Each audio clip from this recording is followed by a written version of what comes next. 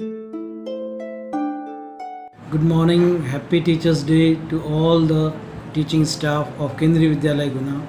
I, Mohammad Tanveer, in charge principal of the Vidyalaya, extend greetings and pay tribute and respect to all the teachers who have been working incessantly during this pandemic time and continued teaching learning process very well.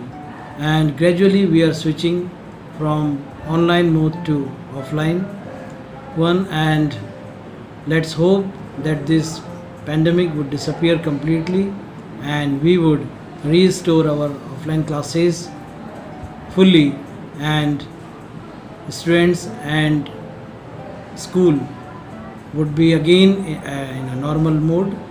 Again, I thank all the teachers who have on this occasion of Teachers' Day. Thank you very much.